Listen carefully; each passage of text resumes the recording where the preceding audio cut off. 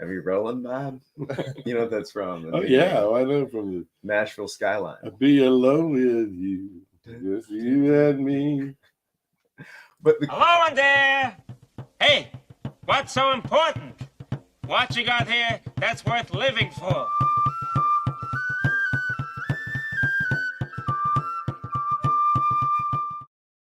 I did not realize we were live. Sometimes I do that. All right. Well, Welcome back. yeah. Way back. Here we are. It's Tuesday again. Wasn't that when we It's used Tuesday. to? Yeah. No, it's not. It's Wednesday. But because of President's Day, it's actually the second day of the working week. Yeah. Welcome back to Blathe. We've had a extended hiatus, a time to reflect and come up with new. It wasn't any fun either. as few hiati are. Hiati. Would that be the point? Hiatus? Depends if it's fifth declension. It could be hiatus. Anyway, sorry. Welcome back. I'm here back in my brother's luxurious studio with him, Judah, my dad, as I call him, David McNeil. And I thought it'd be fun just to have a little live chat to kick off this second season of To Blathe. Yeah. Right. You were talking about wanting to get back on the horn. And doing interviews again. In the saddle. In the saddle. With the horn. Hopefully not making an uncertain sound. What is that verse when the trumpet makes an uncertain? That's right. A trumpet making an uncertain sound. But not right. Let's hope we're not doing that right now. Okay, good. You're back in the saddle. Back in the saddle. We're gonna talk. You had the idea. Well, I thought the focus you have the dream and the vision of having a school, right? Well, we're all in education. That's Yeah, a family business, education. But focusing it on education and Gumption Academy. The Gumption Academy. Overarching mother company, whatever. That's just the Gumption Academy is the Gumption Academy. And so looking at the Venn diagram of advice, preaching, and teaching. Where do they come together? Where are they different? Yeah. Because what I've found, just thinking recently, especially in the West, especially in America, is that people do not just that they don't take advice, but they react against advice. Okay, let's talk about what these three things are. Okay. Teaching is the easiest one, and that is to deliver information to people which they generally recognize their need for in life, right? You're going to need to add and subtract. You're going to need to write. You're going to need to read. You're going to need to, when the Civil War was or whatever. Yeah. Okay. So teaching that's the most recognizable. Okay. What's the next one? Preaching. Okay. Preaching. Preaching is, what is preaching? Preaching is, what is preaching? Oh, you're giving information, but it's not something that anybody particularly asked for, or knows what it's good for. But people do ask for it. I mean, the difference between advice, because it's easy to think of, okay, the factual, the dates and stuff. But a lot of teaching is gray area as whether it's factual. Well, maybe we should say unsolicited advice. Right. So the difference between teaching is generally you're in an environment where you've already announced, I want your advice. You're in a classroom. It's basically a formalized, you have already said, I want your advice. So really, I mean, advice could be seen as just unsolicited teaching. That's right. And well, but the difference between advice and preaching is that advice is focused on someone, and preaching is generalized. That is, everyone needs, in the sound of my voice, needs its declaration. You declare it. Those that hear can hear. He that has ears, let him hear. Whereas advice is given to someone particularly who. But what do needs it? people mean when they say, "Well, don't get preachy with me," or a book is preachy? Well, I think when people say "don't get preachy," what they're saying is stop giving me advice. And I think the difference between it's preaching and advice. advice is preaching is someone is trying is speaking with the hopes that they're speaking with the word of God, and advice is someone is giving their own expertise. I think it's more general than that. Well, Because there's an element. because There's you an element of that. Yeah, You're preaching, you're declaring, you have the right to tell all of these people who don't know why you're telling them this at the beginning. Because you have a right, have a certain right. It has a universal moral element, right? Because it doesn't have to be. Plenty of atheists talk, and I go, "Oh, gee, they're preaching at me," Well, but I think what you're just, but that doesn't. What is that the quintessential? Is that essentially preaching though? What? It's when you feel bad about it. No, that's just one angle. I think it's just advice, right? Someone is just giving advice. When someone says, "Oh, that's preaching at me," really they're saying they're giving me advice. No, it has a more universal element. I think it has more universal element. Like advice is you should buy a Chevy instead of a Ford, and I'd never feel like that's preaching. Preaching has a universal moral component. That's good. That has a moral component that it all has the categorical imperative, right? Has some sort of like in all cases. But that's why you can tell everyone, right? That's why you can tell everyone, because everyone is subject to the same moral imperatives. Whereas not everyone needs to buy a Mazda, right? But this person, but it's still giving advice. You're still giving advice. But it's general, it's generalized, it's on a universal moral basis, and it has some authority that gives it that right to be proclaimed generally. Yeah. But advice is given locally and specifically, right? But it's like preaching. Well, why would someone getting advice don't preach at me? Because they're thinking you don't care about me. You don't really. You have an agenda. You have an agenda that you would tell anybody this. You shouldn't be smoking. See, right? That's preaching. Right, it's preaching because you can say that to everybody, right? Almost everybody. But I think the problem comes, and what we're seeing is the blurring, where people are being treated or acting like they're teaching. I don't know. Let's see. That's why I think it's important to talk about talk with I statements. I feel that when somebody speaks without I statements, that it feels preachy, no matter what. If they say you, even if they're talking in the general it feels preachy, right? Because like you said, the moral imperative. It's this thing where I'm an expert and this is what everybody else needs to know. And I think there's preaching. Preaching or advice, I guess. Well, I guess it would be indirect advice. So, like, for instance, when our dear friend, and I'm not trying to, get in the political weeds here, but say when Dr. Fauci comes on TV and starts talking about the latest mask stuff, is that teaching because he's an expert and he's giving us information? Is it preaching in that this is some more universal moral thing, or is it advice? Well, and I think that good question. I think that the problem I don't think he knows. Well, that's what I'm saying. I don't think any of us know, and I think that after postmodernism, wherever we are now, we have an allergy to expertise. I would say the opposite. I have a fascination. Well, the experts don't have an allergy to it. Oh, they love it. Well, I think what do you mean by that? If anybody comes up to you and says, "Listen to me, I know better than you. This is what you need to do." I rebel, but the average. I mean, look at people triple masking immediately. Yeah. What happened this whole last 20 years months? But I don't think. But see, maybe that's the difference between media and see. Like, I didn't want to bring in politics because it's a completely different thing. When somebody comes to you personally, it's a completely different. Well, see, here I'm talking to you. When somebody comes to me personally, it's completely different than if I hear it on TV. If I hear on TV and someone's talking generally, Yeah. it's kind of I can take it or leave it, and I tend to take it if the person is an expert. So that's But like if an expert- teaching. That's yeah, like teaching. it's like teaching.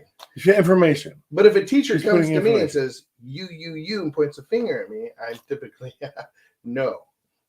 Opposite. I tend to go opposite. Or intellectually, even I think. Nobody what, really. what is Nobody. the flip side? Nobody likes to be told, "You do this," Or you should. Who or no? You should do this. Who likes to be told that? But I think that's Why do so many people actually buy that during this pandemic? You need to do this. Who bought that? Well, everybody, a lot of people. Well, I didn't. Oh, No. I think it's different though because of fear. When somebody's afraid, it's not unsolicited advice. People are going to the TV to say, "What should I do?" It's solicited advice. So Well, I think we're with not soliciting to me the advice. insidious dynamic. I like that though. The fear, isn't that? Pretty Yeah. good. But isn't that what preachers? The old Oh yeah, fire and the brimstone. archetype of you set it up like you're all going to hell. I mean, this is archetypal. Right, sure. Right. I mean, the cartoon, right? You're all going to hell, and here's the answer. Right. You don't have to. So you set up the fear, then you. And then the So remedy. basically, Fauci is a preacher. You're all going to die of this if you don't do this. Here, you need to do that. So it's preaching, and people. Okay. all yeah. right.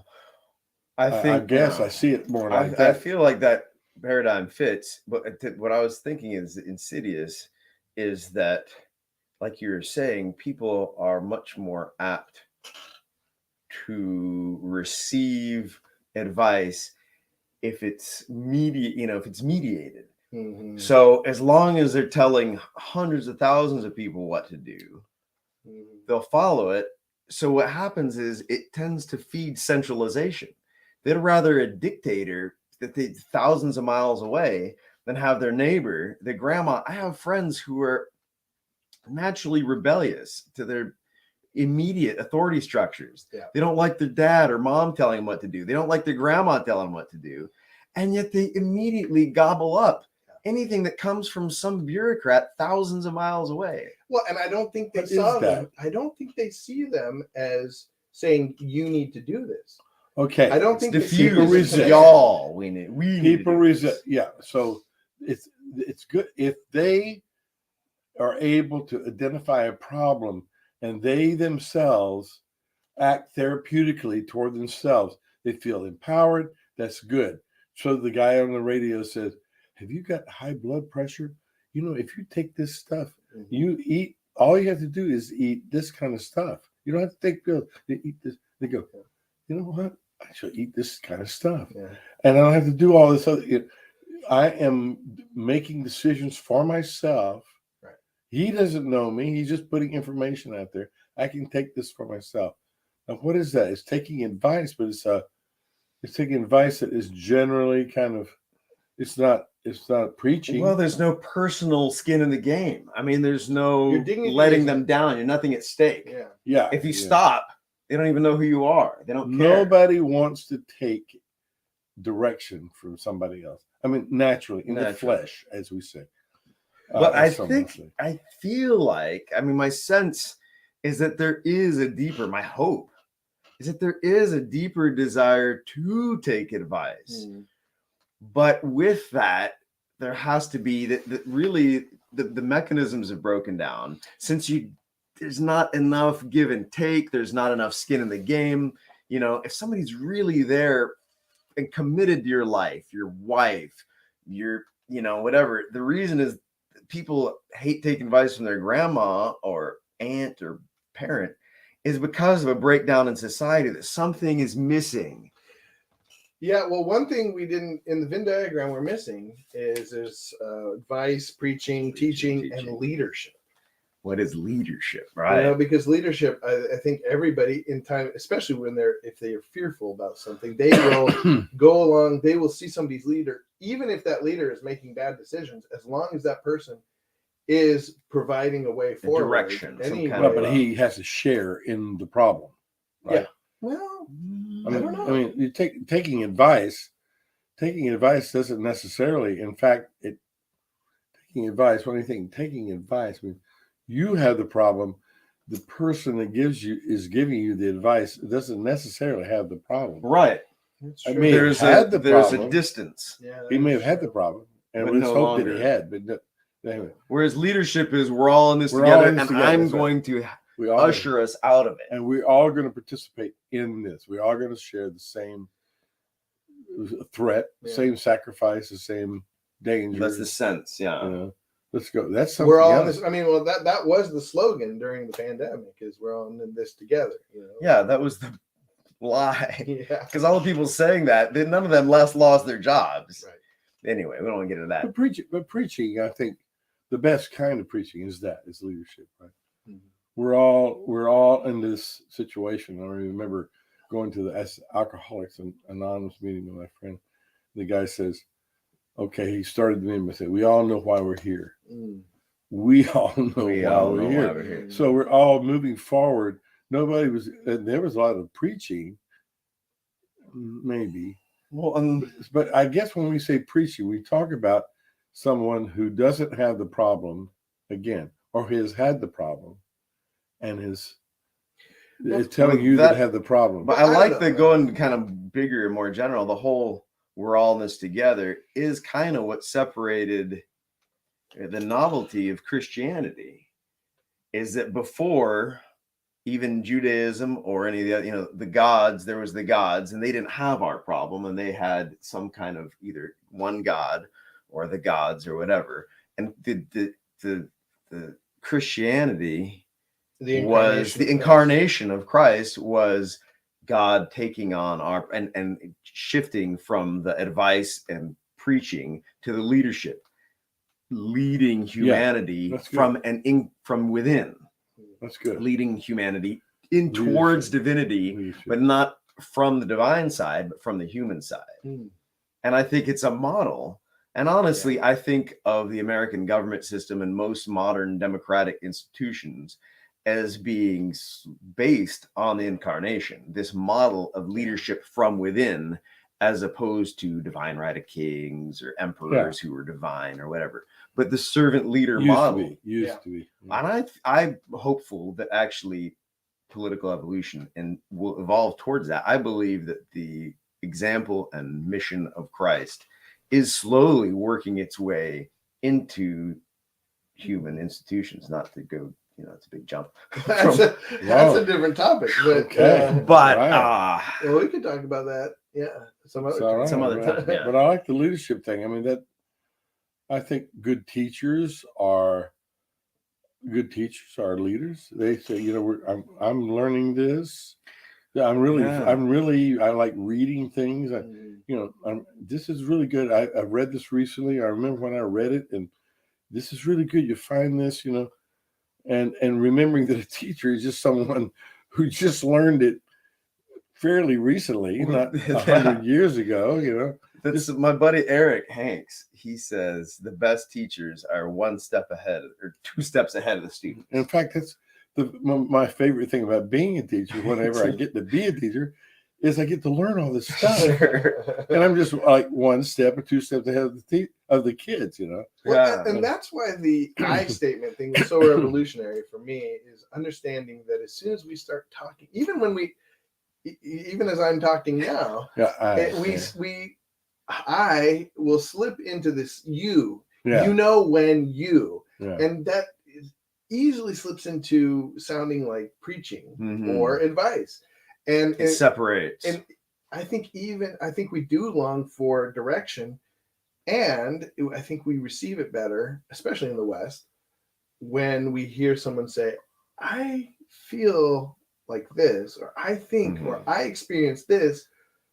And I think it may apply to you. Or and that's really the flip side of asking questions. Don't you think it would be better? Well, that's probably better. Don't you think it would be better if And I remember. Don't you think you'd be better? It's the most thinly veiled question.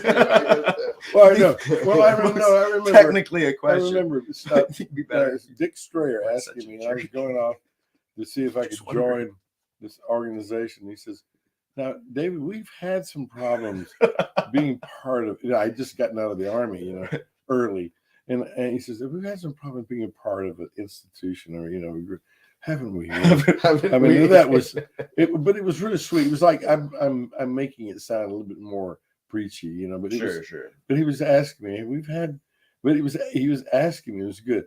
But I just want to quote Yeah. I want to quote this from the Bible. This is Psalms 141. It's so pure. I wish this would be my. There is a time, isn't there a time when we wish someone would tell us which way to go? I'm not saying that we should. I know people. I can think of a friend right now who at one time said, "I just wish somebody would tell me what to do." And they went off and they got into not a cult, but kind of a sect of Christianity that it screwed them up so much they left for a while. So, but this is Psalm 141:5. Let the righteous smite me, it shall be a kindness. Let him reprove me, it shall be an excellent oil, which shall not break my head. I said, we all would love to have that attitude. I mean, I don't have that attitude, but I would love to have it. Let the righteous, not just anybody, but let the righteous smite me. Get back over there. Do that. Well, there's that line from that rock and roll song. If I swallow some evil, put your finger down my throat. And we do all hope for that. We need that.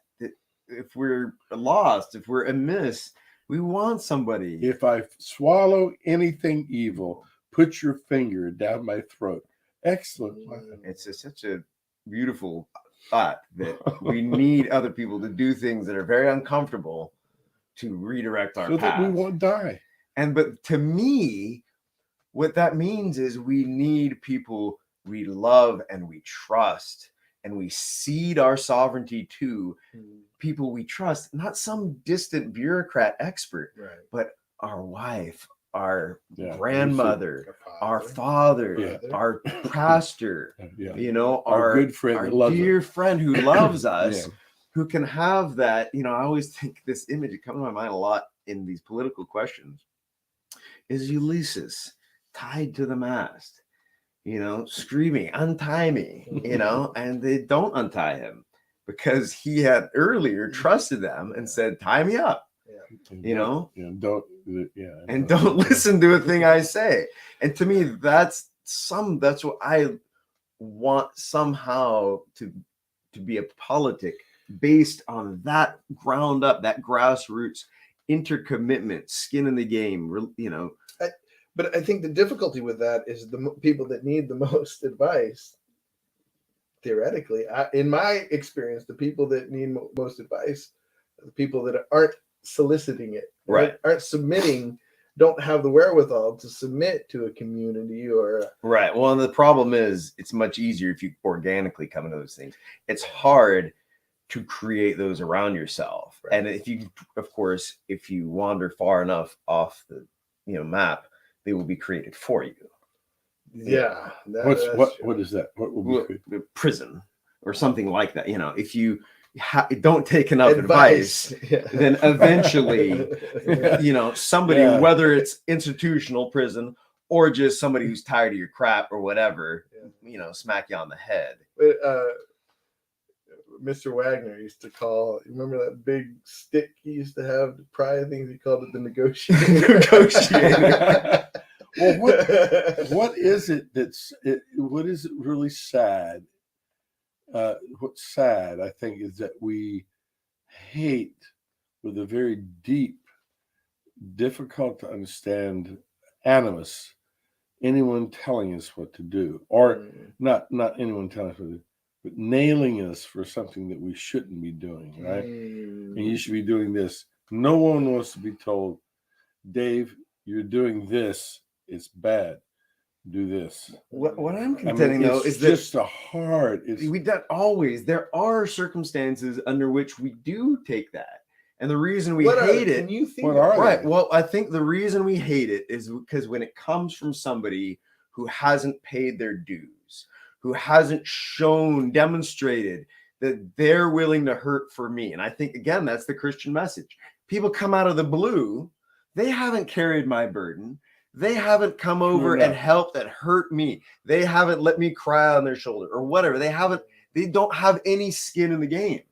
And then, they want to dispense this advice to me.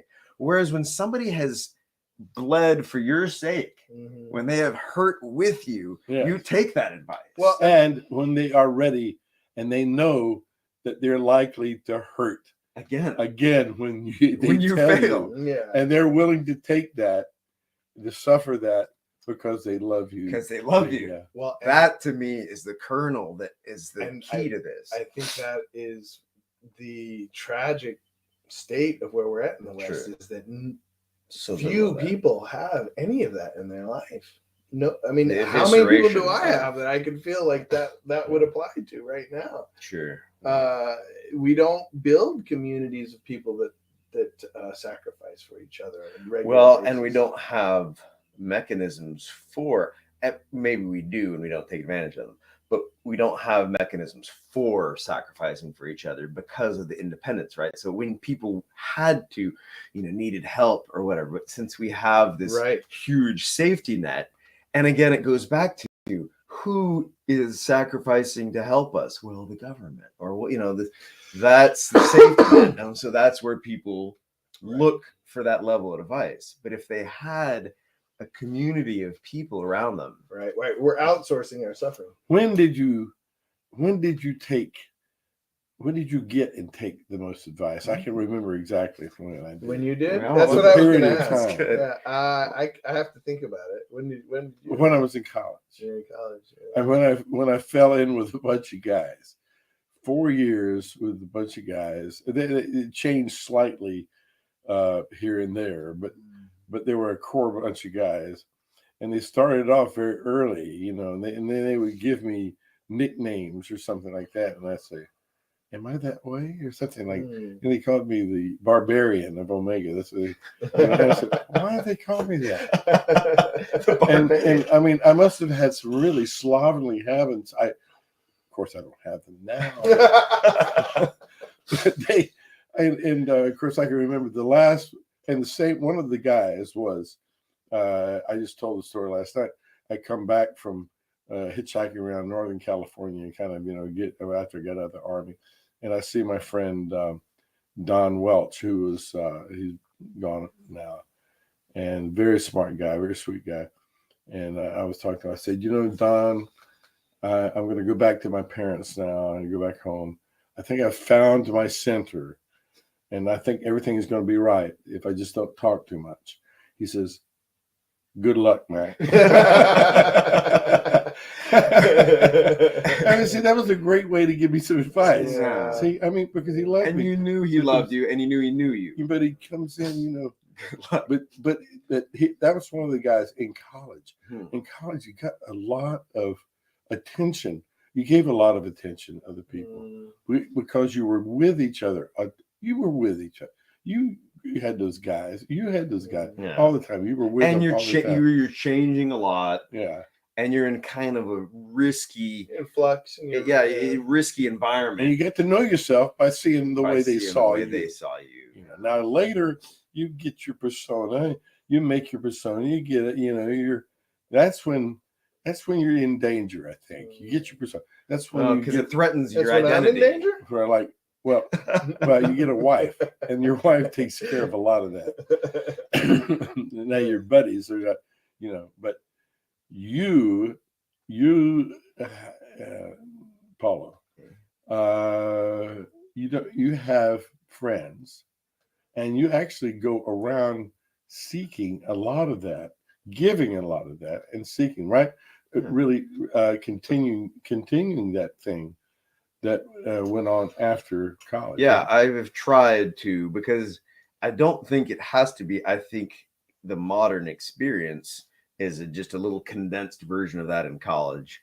But I think a lot of that energy and commitment and those deep relationships are things that should continue throughout. They just happen not to in the modern system, because then you go on and you're moving around and whatever. So I've tried to keep those alive, because I think they should carry throughout your life. Well, and I think that segues into the idea of teaching and Gumption Academy. Any kind of academy, any kind of what is it called? Catechism, is the idea that I believe this is important, and you can join me, or you don't have to join me. But this is I believe that this is truth. I believe that this is good, and I want to tell you, it's your choice. It is your choice to join me or not. And what I want to explore with the Gumption Academy, one of the things I want to explore is what's the process of incentivizing, institutionalizing? The old idea of a university in the Middle Ages, it was just a common place, but you would find a professor, you would hear about somebody, and you'd go to them, and you'd maybe make a deal with them, and you would solicit them, and you'd give them some money and a couple of students, and then they'd teach you, And so there was a shared, like, they're paying you. I don't know. It seemed to formalize. How could you formalize that skin in the game? That, hey, we're in this together. I want you to learn because I really want to invest in you. Yeah, I think that's that is tricky. I want to invest in you. And see, that's what I think. You're talking about the relationship, how the professor feels about the student. But it doesn't have to be. Which is the more personal relationship? It seems like the more personal relationship is the student feels about the professor. You have the admiration, the kind of fascination with who this person is. Whereas the professor just looks at the student as he might think of, this is a smart guy. He's pretty good. He can get this, but he doesn't necessarily have to have that kind of admiration. He doesn't have to have this paternal. He really doesn't. But why is he motivated though? What motivates him to teach? He just wants this person to receive what he has, right? But why? Well, and I think that's where it's tricky, is because it comes down to meaning. I think many of us, especially as men, we derive meaning out of that we have something valuable to share. Yeah, but I mean, how you see what I'm saying is for you, and you just say, this has worked for me. You don't even know this kid. What I'm getting at is I think it is natural to resist receiving from somebody if you don't know what they get out of it. Yeah. And that's why I think under older systems where, for instance, parents to kids, when you as a kid know that this parent needs you, that their survival rests on your learning how to get the crops in or learning this trade or whatever. Well, our survival. Yeah. Yeah, but the whole unit, you're a necessary part of this unit. Right. So you know what the motivation is, as opposed to somebody just dispensing information. Right. Well, what's in it for you? And if all that's in it for you is a little attaboy, I shaped this guy up. I don't know. I just felt when I went to college, there was this idea, this universe of ideas that this guy understood, and he was like feeding it to me. He didn't, I never thought what was in it for him. What was in it for him was just the wonderfulness of being able to explain this stuff and give it to me. I think about all the best professors. I only knew one that really cared about me, but it wasn't. He took me to church, a kind of a church that I had never been to. But it had nothing to do with what he was teaching. Well, maybe what you're getting at is maybe the best teachers somehow are able to transform the learning experience into, like, we're in this together, right? Like, this is so important and beautiful to me that you're learning it. Well, I think the difficulty with that is there is a generational gap between this generation does not look for a well or experience of information. It is very much more practical. What do they look for? I think it's practical. Well, it's just like the way people talk about college. College. That's what I have to say, I would ask somebody my age and say, when you went to college, did your parents, did you think, what job are you going to get when you get out of college? Oh, What are right. you, I mean, I was just going. Yeah, I to think more college, people are thinking man. that now. What Right. job am I going to get? I Now mean, it's more and now practical, they're always right. talking about what are you going to study? Yeah. What are you going to get? What kind of job? I never thought about a job until I was kind of into college, and it was actually not related to what I was learning. I thought, well, now I'm going to be out of this in 2 years, Yeah. so this is what I'm going to do. But it didn't have anything to do with what I was learning in college. Well, that College- blurring of education as a good in and of itself, and as a luxury, which is the sort of the traditional, just a luxury of the, wealthy, to a sort of Like a pragmatic communist, man. tool. I think it's a good thing. Okay.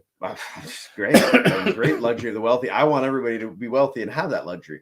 But now it's transforming If you into a tool. disseminate it to everybody. Everybody's Now it's a bit of a tool to making money or That's right. some kind of status, as opposed to just a good in and of itself. Now, getting back to how does that fit in with teaching, preaching, and advice?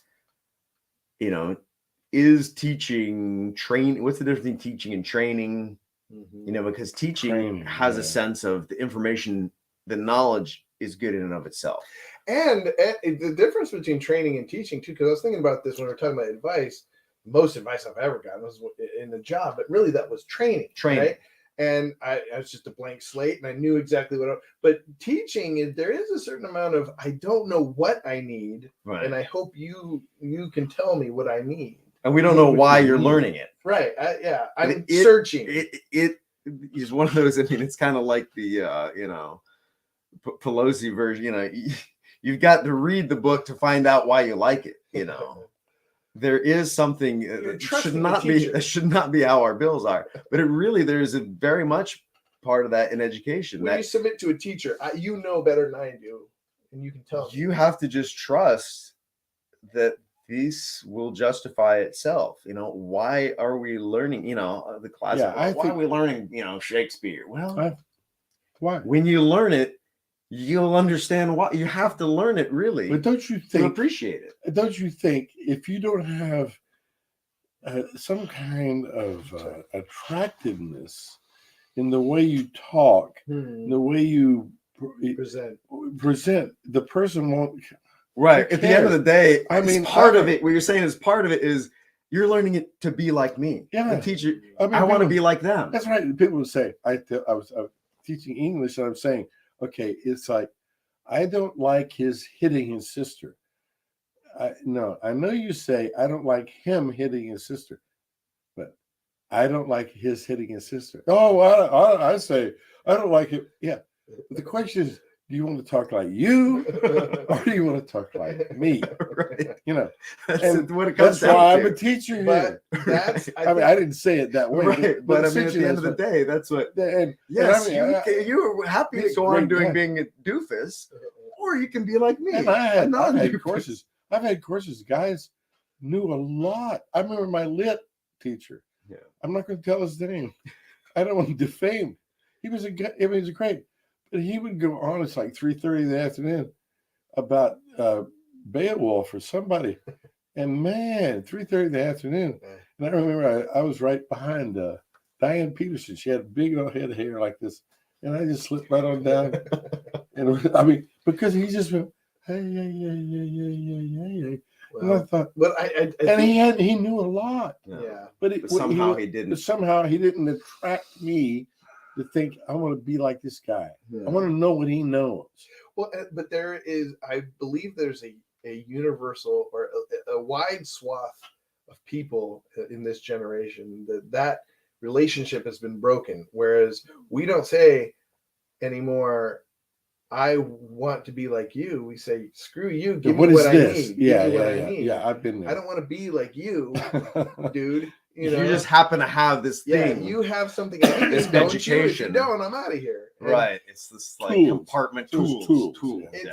And part of that I understand. Of course, I'm in the generation, somewhat. I'm not in that old wave, but part of it I lament the fact that we don't have a cultivated culture. Well, that's what it comes of down to, education. is you're taking somebody's culture, their language. Education is everything. It's their language. It's how they talk. It's how they dress. It's how they everything. But don't you think you're drinking at other fountains, which we didn't have? See, Right. when I was a kid, I had books. Right. I had books. They're right in here. Had books.